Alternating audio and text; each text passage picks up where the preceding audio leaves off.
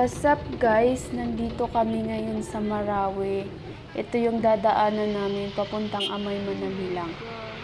So nakikita nyo yung mga bahay na na tadtad ng bala. Diyos ko, yan pala yung gera dati sa sa Marawi. Buhay pa kayo yung mga tao pag... Ay nako, nakakatakot talaga guys. Nakakatakot talaga.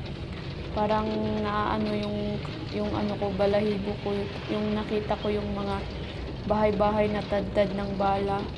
Ewan ko kung buhay pa yung mga tao pag yung mga tao sa loob niyan dati kung anong nangyari. Oh, grabe talaga yung nangyari. Walang awa yung mga gumawa niyan. Kakatakot talaga guys. Kanina hindi ako nakapag-video bago kami umalis kasi madalian lang eh. Hindi ako nakapag-video. Ang hirap pa ng daanan. So, yung mga bahay guys, so kita nyo yan. Tadtad ng bala. Grabe, nakakatakot talaga guys. Parang yung ko, balahibo ko yung nakita ko, ayan. Grabe, natakot ako, sabi ko. Ay, nako.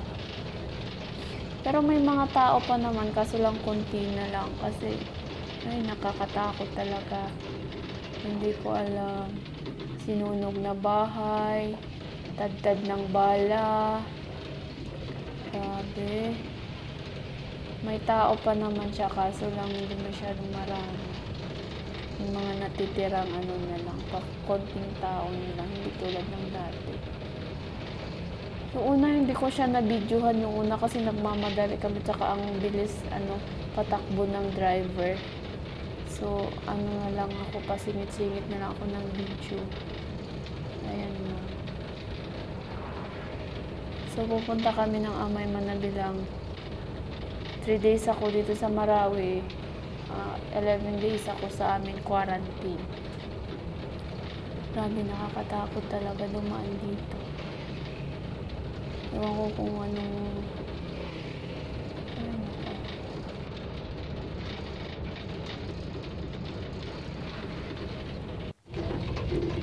So ayun, nadaanan din namin, marami na kaming nadaanan na barangay hanggang nandito na kami sa mga lubak-lubak na daan.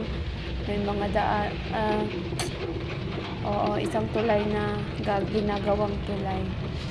Ayan, grabe. Tapos maulan pa kanina, hindi ako nakapag-video kasi nga maulan. Grabe, lakas ng ulan, putik pa sa daan. Diyos ko, hindi ko alam anong nangyari, bakit dito dumaan yung Siguro kasi nga 2 hours lang siya. 2 hours lang ang pag dito ka, shortcut kasi to eh. Marawi to Amay Manabilang shortcut. Pag city kami dadaan, sobrang layo, 5 hours or 6 hours. Kaya dito kami maraming, dito sinasabi nila na maraming rebelde, MILF, yung mga sinasabi nila MILF, yung mga Moro Islamic Liberation Front. Kanina may nadaanan ako na isang karatula, MNLF area nakalagay. So hindi ako nagbibideo kasi baka makita ako ng mga MILF na yun. Tsaka baka anong gagawin sa amin. So yun. So mag-isa lang ako dito sa sa likod ng sasakyan kasi nga siyempre ako LSI ako, dapat mag-isa lang ako, hindi ako pwede may katabi. May 2 tao, driver at saka yung isang isang kasama ng driver dun sa harap. So kaya dito ako sa likod. So ayan, lawak-lawak ng bukid, or yung eto,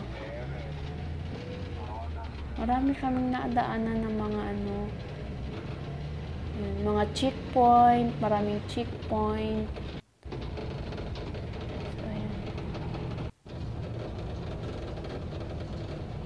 Grabe yung pinagdaanan ko talaga bago makauwi sa amin. So yung mga magbabalak umuwi, sa bagay dito lang naman yung mahirap sa Lanao del Sur yung mahirap uuwi kasi Okay lang pag malapit ka sa Marawi, tulad ko layo ko sa Marawi, so ito talaga yung pinagdaanan ko. Ang hirap. Ayan.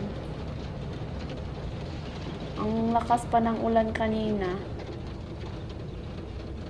Basta ako, ang lamig, kahit doble na yung jacket ko. Yung mga bag ko, basa, puno ng alikabok. Ay naku.